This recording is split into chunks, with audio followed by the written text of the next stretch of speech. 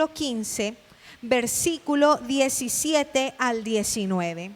Lucas capítulo 15, versículo 17 al 19, dice: cuando finalmente entró en razón, se dijo a sí mismo: en casa hasta los jornaleros tienen comida de sobra, y aquí estoy yo muriéndome de hambre. Volveré a la casa de mi padre y le diré: Padre, he pecado contra el cielo y contra ti, ya no soy digno de que me llamen tu hijo, te ruego que me contrates como jornalero. Y el mensaje de hoy se llama la casa del hijo pródigo. Dígale al que tiene a su lado: la casa del hijo pródigo. Hogar, dulce hogar se volvió una frase muy famosa, y en el original la frase, que es Home Sweet Home, es parte de una canción cuya versión en español sería: por más que crucemos la tierra y el mar, siempre extrañaremos tan bello lugar, hogar, dulce hogar.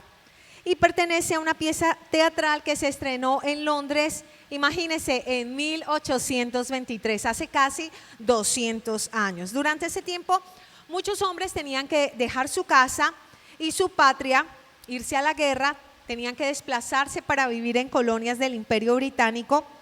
Y se dice que el estribillo de esta canción, Hogar, dulce hogar, provocó la deserción de muchísimos soldados que se llenaban de melancolía al pensar en su hogar. Ahora, esta expresión de hogar, dulce hogar, se usa en dos sentidos opuestos. Yo no sé si usted la ha usado. En alguna ocasión usted la ha podido usar tal vez para decir: estoy en mi casa. Si tal vez usted ha hecho un viaje largo, si está muy cansado y se tiene que ausentar, y llega, dice: hogar, dulce hogar. Pero sabe, de manera contradictoria, la gente también usa esta frase en medio del caos y de las peleas y de los arrebatos que se gestan en medio de los hogares. En medio de esos ambientes estresantes, la gente también de manera sarcástica o irónica dice: hogar, dulce hogar.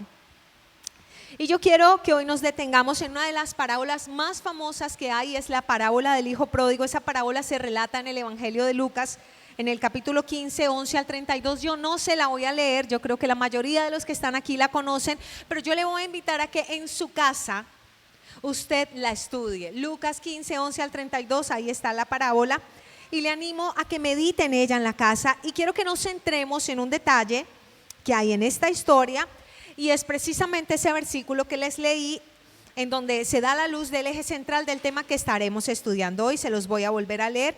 Lucas capítulo 15, versículo 17 al 19 dice: cuando finalmente entró en razón, se dijo a sí mismo: en casa hasta los jornaleros tienen comida de sobra, y aquí estoy yo muriéndome de hambre.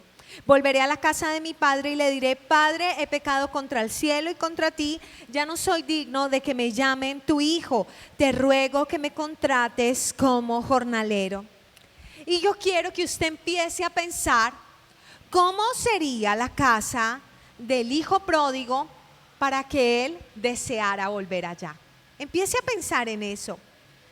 ¿Cómo sería esa casa para que en el momento de mayor desolación, de mayor angustia, de mayor necesidad, también en su momento de mayor vergüenza? Porque si usted sabe, para los judíos los cerdos eran animales inmundos, y ahí estaba este hijo pródigo en su situación más deplorable, anhelando comerse la comida de los cerdos, y en su momento de mayor vergüenza él reacciona, entra en razón y quiere volver a la casa de su padre.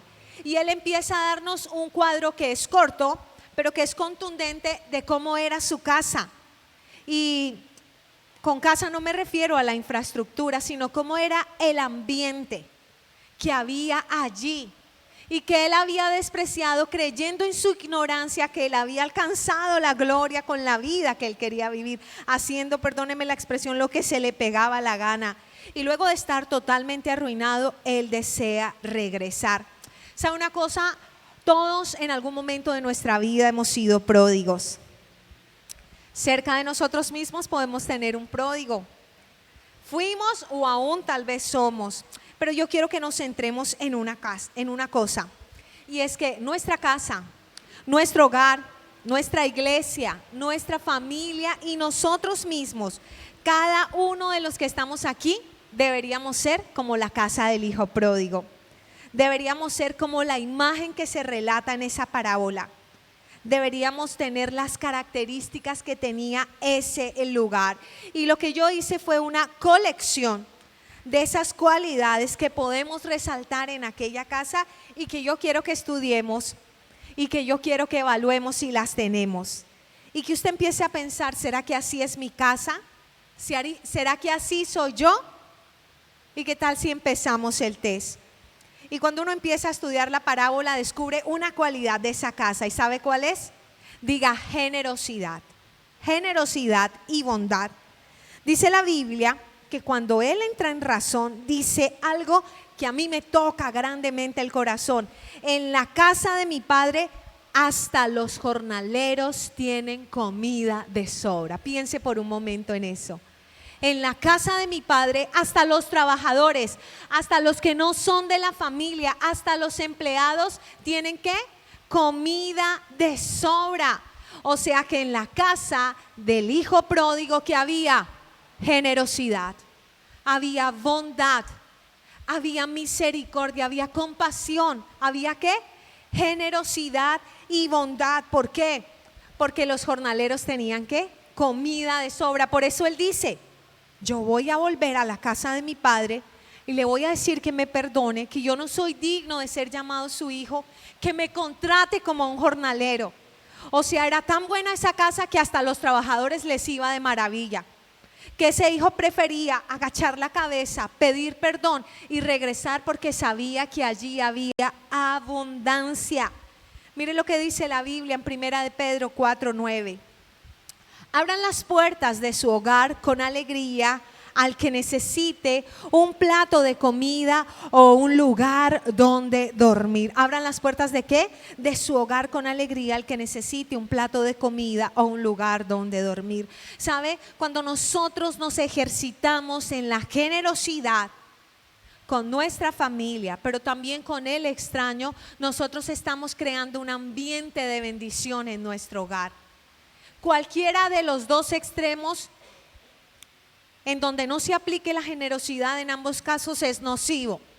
Hay hogares en donde los padres son supremamente generosos con sus hijos, pero perdónenme la expresión, son miserables con el necesitado, con el extraño, con el que no es de la familia.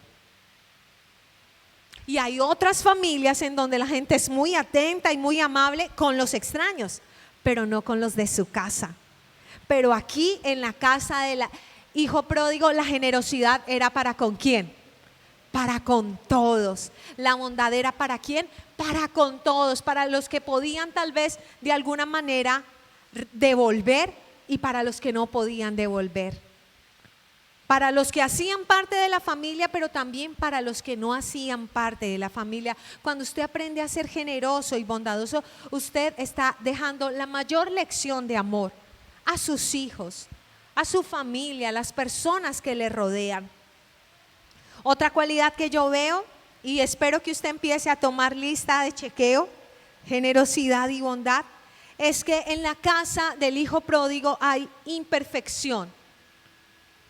Y además todos son diferentes. A veces pensamos que ser creyentes es garantía de que nuestros hijos van a seguir al Señor, de que nuestra familia va a servir al Señor, pero aquí está la casa del hijo pródigo, no es así. El padre de esta parábola representa a Dios, y yo siempre le digo a la gente, y sobre todo a los papás que están batallando con un hijo pródigo, si Dios, que es tan perfecto, tiene hijos como nosotros, pues ¿qué será de nosotros? Y en la casa del hijo pródigo, ¿qué hay? Hay imperfección. Era una buena familia, pero constituida ¿por qué? Por seres humanos imperfectos. Entonces hay un pródigo que, a pesar de que tiene un buen padre, que tiene abundancia, que tiene las comodidades, quiere irse de la casa, quiere emigrar de ahí y quiere arrancar de forma altanera. Pero también hay un hijo que, aunque se queda, y es juicioso y obediente, también es envidioso y también es berrinchoso, ¿sí o no? Arma pataleta porque le están haciendo celebración al hijo pródigo que regresó. De la misma manera es la iglesia. La iglesia está llena de gente imperfecta. Si usted está buscando una iglesia perfecta, no vaya, porque en el momento en que usted entre, pues va a dejar de ser perfecta. En el momento en que yo entre, va a dejar de ser perfecta. ¿Por qué? Porque somos seres humanos imperfectos. Y aquí estamos todos nosotros con nuestras diferencias. Dos hijos totalmente diferentes. Aquí en la iglesia, personas totalmente distintas. Pero sabe una cosa, cuando nosotros perseveramos en confiar que en este lugar somos restaurados, que en nuestra familia estamos siendo formados, transformados y cambiados, entonces Dios sí empieza a perfeccionarse en nosotros. Por eso cada uno de los que estamos aquí debemos cuidar y luchar por la unidad, tanto en la iglesia como en el hogar, porque son en estos escenarios en donde nuestras diferencias y flaquezas se transforman por el poder de la gracia de Dios. Primera de Corintios 12:26 dice: si un miembro sufre, los demás miembros sufren con él. Y si un miembro recibe algún honor, los demás se regocijan con él. Si un miembro ¿qué? Sufre, así debería ser en la casa, comprendiendo que todos somos diferentes, no pensando que todo el mundo tiene que reaccionar y actuar de la misma manera, sino siendo solidarios. En la casa del hijo pródigo, ¿sabe qué hay también?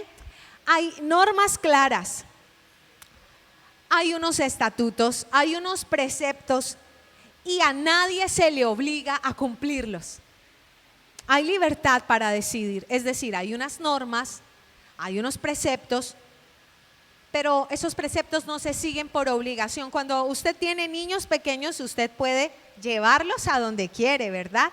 Darles la comida que usted considera correcta, pero una vez estos niños crecen, ¿qué pasa? Pues ellos tienen que tomar sus propias decisiones, y eso fue lo que pasó aquí. Si en la casa del hijo pródigo no hubiese normas, entonces él nunca se hubiera ido de la casa. En su casa habían trabajadores, había comida en abundancia, había comodidad, y si no hay normas, pues yo ¿para qué me voy? Él se va precisamente porque no se quería sujetar a las normas y a las instrucciones de su casa. Él quiere huir de las reglas. ¿Y sabe qué hace el papá? No lo detiene. Porque nuestra labor es ¿qué? Enseñar a nuestros hijos a seguir al Señor, pero al final ellos deciden, y de acuerdo a sus decisiones ellos ¿qué? Asumen las consecuencias, y es difícil para uno como padre eso, pero esa es la ley de la vida. Nosotros enseñamos a nuestros hijos, los instruimos, les damos normas claras, les decimos que se deben sujetar a esas normas, pero si al final ellos un día quieren volar e irse y tal vez no seguir esas normas, pues ¿qué debemos hacer? Orar y confiar, porque ni siquiera Dios nos obliga, ¿sabe? Dios es un caballero y a ninguno Dios lo obliga a estar aquí. Todos los que están aquí es por su libre voluntad. De la misma manera, nosotros no podemos obligar a nuestros hijos cuando crecen a seguir un sendero, pero sí tenemos la necesidad y tenemos el mandato de establecer unas normas, de establecer unas reglas. Mire lo que dice Efesios 6:4. Padres, no hagan enojar a sus hijos con la forma en la que los tratan, más bien críenlos con la disciplina e instrucción que proviene del Señor. Más bien críenlos ¿con qué? Con la disciplina e instrucción que proviene del Señor. Y mire, le repito, dice no hagan enojar a sus hijos. ¿No hagan qué? Enojar a sus hijos con la forma en la que los tratan. Este padre siempre trató bien a sus hijos, fue respetuoso con sus hijos, pero tenía ¿qué? Unos parámetros, porque es lo que dice la Biblia, que nosotros debemos criar a nuestros hijos ¿con qué? Con la disciplina que viene del Señor. Otra cualidad que yo veo en la casa del hijo pródigo es que hay un buen trato, y yo lo percibo en varios detalles. Lo veo por cómo trata a los jornaleros, Lo veo por cómo trata al hijo pródigo y cómo trata a su hermano. Cuando el hijo pródigo, de manera muy altanera, le dice: dame lo que me corresponde de la herencia. Divide los bienes y quiero mi parte. Y es altanero en pedirlo.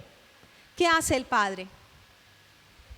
Divide y se los da. No empieza toda la cantaleta, toda la retahíla, sino que él simplemente lo hace y le da la libertad y lo trata con bondad. Pero también cuando ese hijo regresa, ¿cómo lo trata? Lo trata bien. ¿Y qué pasa cuando el otro hijo se queda parado afuera de la casa y dice: yo no voy a entrar a esa fiesta porque es injusto que este tipo vaya y se despilfarre toda esa plata y vuelva y entonces le celebremos? ¡Qué maravilla! ¿Y qué hace el papá? El papá le dice: mira, querido hijo, tú siempre has estado a mi lado y todo lo que tengo es tuyo. ¿No le parece un trato maravilloso? Le dice: querido hijo, siempre has estado conmigo y todo lo que yo tengo es tuyo. Tu trabajo aquí en esta casa no ha sido en vano. Has ahorrado y tienes ahora, yo me imagino, una gran fortuna. Todo lo que tengo es tuyo. Mire lo que dice Colosenses capítulo 3, versículo 19. Maridos, ame cada uno a su esposa y nunca la trate con aspereza. ¿Qué dice? Maridos, cada uno ame a su esposa y nunca la trate con aspereza. Hijos, obedezcan siempre a sus padres porque eso agrada al Señor. Padres, no exasperen a sus hijos para que no se desanimen. ¿Usted quiere saber cómo es tener un buen trato? La Biblia lo dice. ¿Qué le dice a los esposos? A los esposos que amen a su esposa y que no la traten ¿con qué? Con aspereza, que no la traten bruscamente, que no la traten toscamente, que no la maltraten con sus palabras, mucho menos con sus manos. ¿Y qué le dice a los hijos? Que obedezcan ¿cuándo? Siempre. ¿Por qué? Es el versículo que últimamente les estoy repitiendo a mis hijos. ¿Sabes qué? Cuando tú obedeces siempre, tú estás agradando al Señor. No se trata de mí, se trata de agradar al Señor. Pero a los papás también nos dice algo y nos dice: no exasperen a sus hijos. Dígale al que tiene a su lado: si usted es papá, no desespere a sus hijos, no lo sulfure, no lo ahogue, no lo canse, no lo irrite.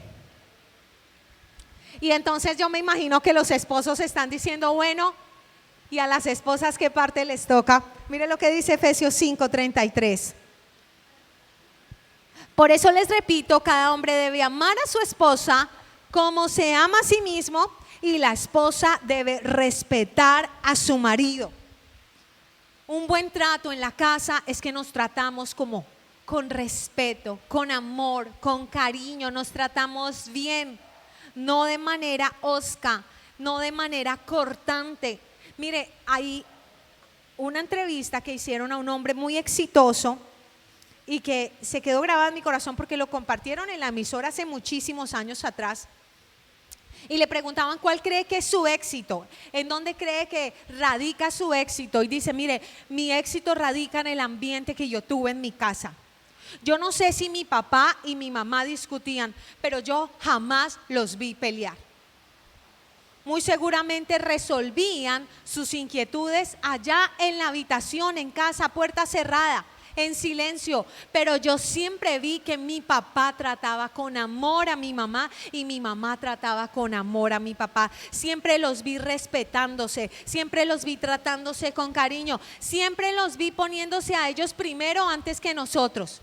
Mi mamá servía primero a mi papá antes que a nosotros. Mi papá atendía primero a mi mamá antes que a nosotros. Así que yo le animo a que siga este consejo de la palabra: buen trato. Amor, compasión y expresiones de cariño es otra de las cualidades que yo veo en la casa del hijo pródigo. En la parábola dice que su padre lo vio ¿cuándo? A lo lejos. ¿Y qué hizo? Y lleno de amor y compasión corrió hacia su hijo, lo abrazó y lo besó. ¿Sabe? Cada uno de nosotros, déle ese aplauso al Señor. Cada uno de nosotros debería tener esa libertad. esa libertad para tener ese tipo de expresiones de cariño, de manifestaciones de amor. Si bien es cierto que todos los miembros de la casa hablan lenguajes de amor diferentes, distintos, nosotros debemos en el escenario de nuestro hogar tener la libertad para mostrar afecto, para darnos un abrazo, para darnos un beso, para decirnos un te quiero, para decirnos un te extraño. Usted sabe que hay personas que nunca han recibido un abrazo de sus padres. Y usted sabe que hay muchos chicos y chicas que salen a buscar el amor de maneras equivocadas porque no han recibido esas expresiones de cariño en su casa. Todos en su casa necesitan expresiones de cariño. En nuestra casa tenemos 3 niños y los 3 son diferentes. El del medio, a él no le gusta mucho que uno lo abrace, ¿sí? Entonces yo aprovecho cuando él está dormido para ir y olerlo y abrazarlo, porque él me dice, ay ya mamá, no quiero aruntis. Aruntis es arrunchis. No le gusta, sin embargo, en algún momento él pega la carrera y me abraza, ya, me da un abrazo y se va. Pero sabe que cuando él hace eso, yo rápido me agacho y le digo otra vez y le doy ese abrazo fuerte. Sé que a los otros sí les gusta más, pero en nuestra casa tratamos todo el tiempo de arruncharnos los 5 en la cama y abrazarnos y besarnos y decirnos que nos amamos. Además, porque sabemos que el tiempo se va volando y que luego los adolescentes empiezan a decir, qué oso mamá, ya no me abrace, no me toque. Pero ¿sabe qué? Aún ese adolescente que dice, mamá, qué oso, no me bese, no me abrace, en el fondo está esperando un abrazo. Y ese adolescente que es difícil, en unos años volverá y reconectará con usted y recordará cómo usted actuó frente a esos momentos turbios y difíciles. Si usted mostró amor, cariño, compasión, si usted expresó su amor de maneras diferentes. Otra forma en la que yo veo que se manifiesta el amor es que cuando el hijo pródigo regresa a casa, ¿qué hacen? Hacen un banquete, hacen una fiesta, y ese es otro lenguaje de amor. Los actos de servicio, los regalos son actos de amor. Entonces yo le invito a que usted aproveche, ¿sabe qué? Aproveche esta temporada que vivimos. El doctor Dobson dice que si hay algo que sea pegamento para las familias son las tradiciones familiares. En la casa tenemos ha mutado, nació como desayuno navideño, y el desayuno navideño se convirtió en un compartir. Entonces ponemos música, ponemos bandejas con muchas cosas de comida a picar, prendemos una hoguerita que tenemos que no es real. Ya se imaginarán que no podríamos tener una hoguera, se nos incendiaría la casa con este calor, y compartimos y celebramos, y a los niños les encanta este tiempo, y con personas de la iglesia hemos disfrutado de este escenario. Pues de la misma manera yo le invito a que usted muestre amor y expresiones de cariño para los suyos, que usted pueda dejar los prejuicios, dejar de pensar eso es ridículo, eso es cursi, y haga una llamadita y diga, te extraño. Hable también a media lengua, me haces falta. ¿Listo? Colosenses 3:14 dice, sobre todo vístanse de amor, lo cual nos une a todos en perfecta armonía. ¿Qué hace el amor? El amor es pegamento que une a la familia, ¿en qué? En armonía. Y es el vestido que usted necesita ponerse, ¿cuándo? Todos los días de su vida. Primera de Pedro 4:8 dice, lo más importante de todo es que sigan demostrando profundo amor unos a otros, porque el amor cubre gran cantidad de pecados. ¿Qué dice la Biblia? Que el amor cubre gran cantidad de pecados. Así que si hay algo que había en la casa del hijo pródigo, ¿era qué? Amor. ¿El amor suficiente para qué? Para cubrir todos los pecados de ese hijo, que hizo muchas cosas terribles, muchas cosas horribles, muchas cosas que fueron vergonzosas para la familia, pero el amor que hizo tapó todo eso, lo cubrió. Perdón y misericordia, no recriminación. ¿Usted se imagina todo lo que ese papá hubiera podido decirle a ese hijo que regresó? No faltó sino que me deseara la muerte, ¿cierto? Porque si le pide, usualmente la herencia es cuando el papá parte y viene la sucesión de los bienes, ¿verdad? Pero este muchacho en vida le dijo, quiero la parte que me corresponde. O sea, Si usted vive o muere, me tiene sin cuidado. Yo lo que quiero es mi herencia. Y este papá le hubiera podido decir, se lo dije, se lo advertí, usted es un conchudo, sinvergüenza. Ni crea que las cosas van a ser como antes. ¿Usted ha escuchado esa expresión o la ha dicho? Ni crea que las cosas van a ser igual que antes. Todo ha cambiado. Pero la Biblia relata que cuando el hijo le está pidiendo perdón y le dice, Padre, perdóname. He pecado contra el cielo y he pecado contra ti. He pecado delante de Dios y he pecado delante de ti. Le fallé a Dios y te fallé a ti. Y no soy digno de llamarme tu hijo, pero te pido que me hagas como uno de tus jornaleros. Y cuando ese padre lo ve arrepentido, ¿qué hace? Miren, algo tan poderoso, cambia el tema. Y dice, por favor, traigan un vestido, traigan zapatos, traigan anillo, maten al becerro más gordo. Eso es perdón. Perdón y misericordia es cuando no damos 3 horas de cátedra y de recriminación para decir, bueno, listo, vamos a ver cómo se porta. No, perdón es cuando en realidad decidimos mirar hacia adelante, cuando vemos hacia el futuro, cuando ya no nos quedamos en los errores de los demás, cuando no nos quedamos en las equivocaciones de los demás. Cuando aprendemos a perdonar, les enseñamos a otros que Dios es así, que Dios es perdonador. A mí me solía pasar con uno de mis hijos que él cometía un error y me decía, ay mami, perdóname. Y yo le decía, Santiago, es que no se trata de eso. Bueno, ya dije con quién. Santiago, menos mal él no está escuchando esto. Cuando la reproduzcamos otra vez va a decir, mamá, ¿por qué cuentas mis cosas? Y yo le decía, Santiago, no se trata de eso, porque es que me estás pidiendo perdón otra vez y otra vez por lo mismo. No, tienes es que cambiar. Cosas minúsculas. Y en un momento yo fui confrontada, porque yo dije, ¿cómo le voy a enseñar a Santiago que Dios lo perdona? Así cometa el mismo error una y otra vez como yo lo hago, si yo no le estoy diciendo que lo perdono y punto. Entonces yo aprendí a decirle, claro hijo, te perdono. Y sabes que Dios siempre te perdona. Te puedes equivocar una y otra vez de la misma manera, pero Dios siempre te va a perdonar si tú lo buscas con un corazón sincero. ¿Cuántos dicen amén?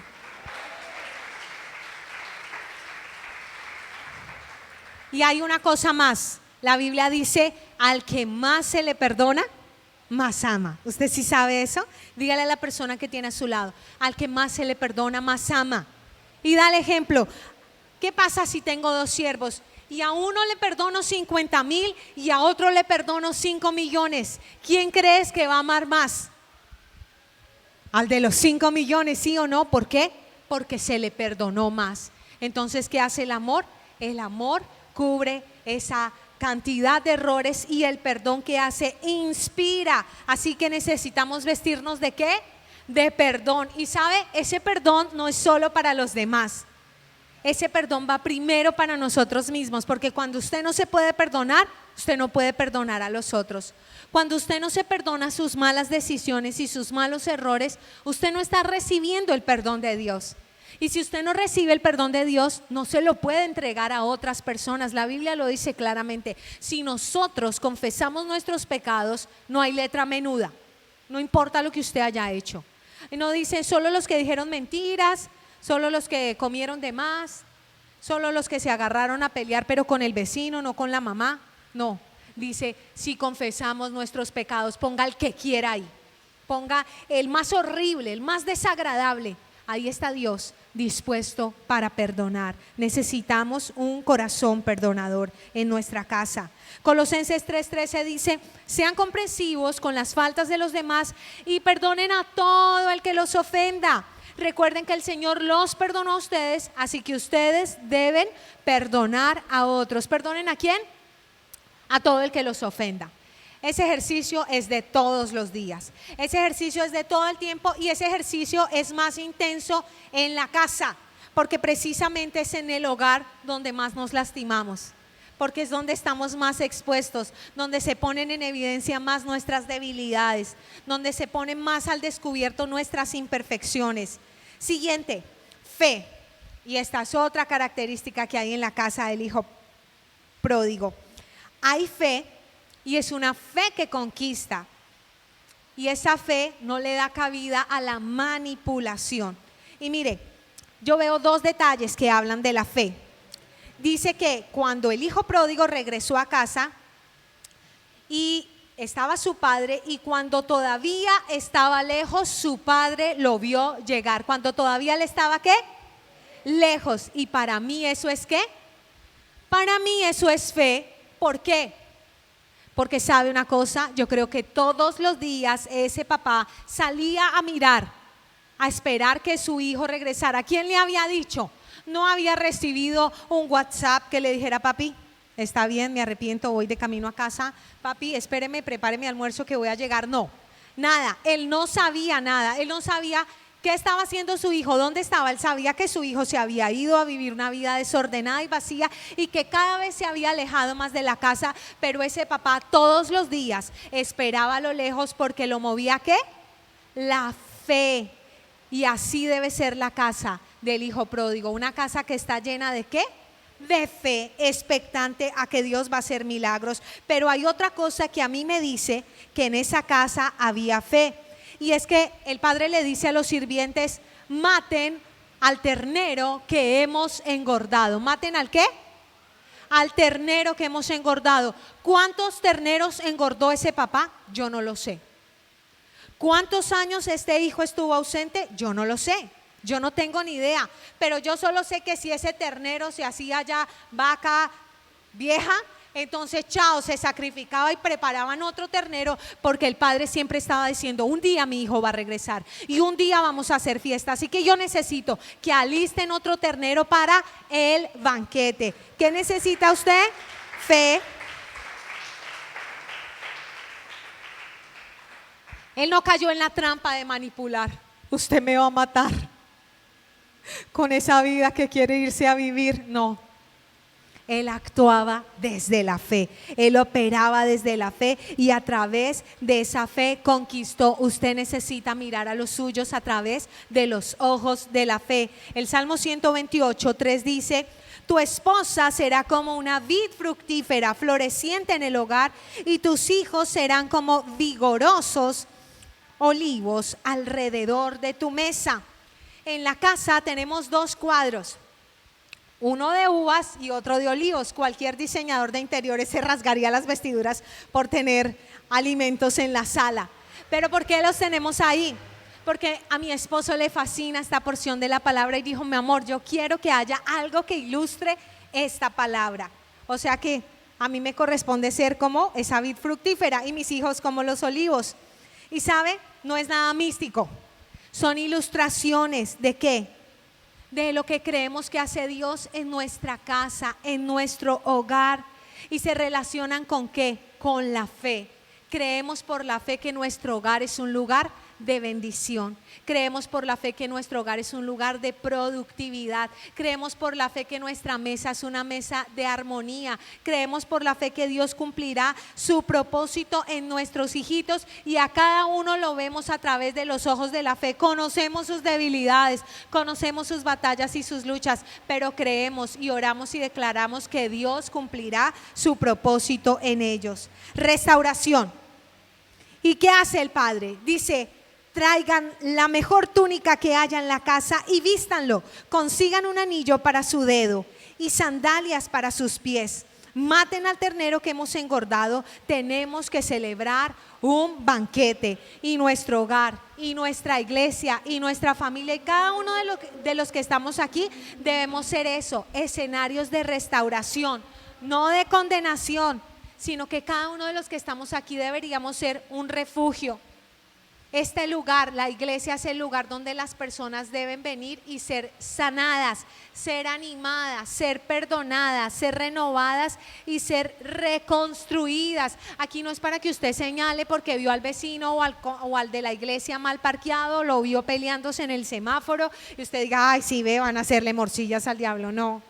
La gente que viene aquí es porque necesita de Dios. Dice la Biblia, el sano no tiene necesidad de médico, es el enfermo. Venimos aquí, ¿por qué? Porque reconocemos que tenemos luchas, porque reconocemos que estamos batallando y porque sabemos que lejos de Dios nada podemos hacer. Así que su casa y la iglesia y usted mismo debe ser una persona que provee restauración. Primera de Timoteo 5:8 dice: el que no se ocupa de los suyos, dice otra versión, el que no provee para los de su casa, especialmente de los de su propia familia, ha negado la fe y es peor que un infiel. Y sabe, el enemigo está bombardeando las familias y las está atacando porque sabe que si daña el ambiente de la familia, daña a los niños, daña a los jóvenes, daña a las personas, daña al ser humano. Así que, ¿qué necesitamos hacer nosotros? Generar ambientes de restauración, generar ambientes en donde la gente que está quebrada, donde la gente que está rota, ¿qué pasa? Vuelve a armarse, vuelve a reconstruirse pieza por pieza. ¿Porque hay qué? Porque hay amor, porque hay gracia, porque hay misericordia, porque hay bondad, porque nos ayudamos los unos a los otros. La Biblia está llena de perdónense los unos a los otros, ayúdense los unos a los otros, sírvanse los unos a los otros, anímense los unos a nosotros. Esa es la iglesia y ese debería ser el hogar de cada uno de ustedes. Y finalmente, cierro con esto: la casa del hijo pródigo es un lugar donde Dios es la roca. Precisamente Jesús cuenta esta parábola para mostrarnos cómo es el corazón del Padre Dios. Ese Padre representa el corazón del Padre Dios. Y nosotros estamos a veces batallando entre los dos hermanos. A veces somos el pródigo que nos extraviamos y nos vamos lejos de casa. O a veces somos el hermano que se siente muy bien y muy santo porque vive en la casa con el derecho de condenar al que no está. Pero mire, cuando Dios es la roca, tenemos una nueva posición. Ojalá la posición de los jornaleros. Ellos solo le hacen caso al Padre y no dicen nada más.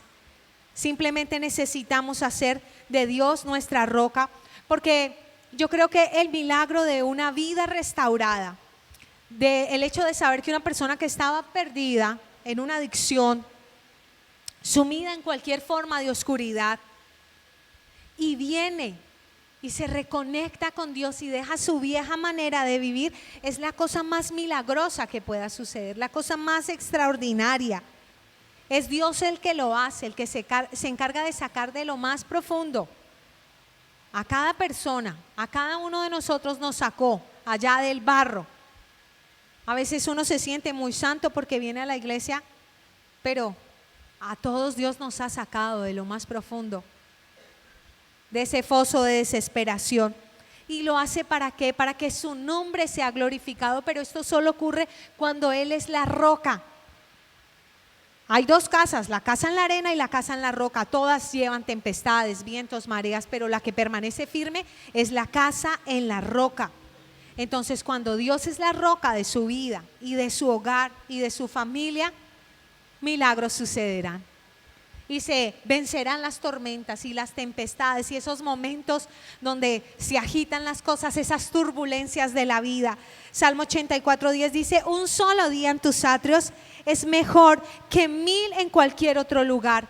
Prefiero ser un portero en la casa de mi Dios que vivir la buena vida en la casa de los perversos.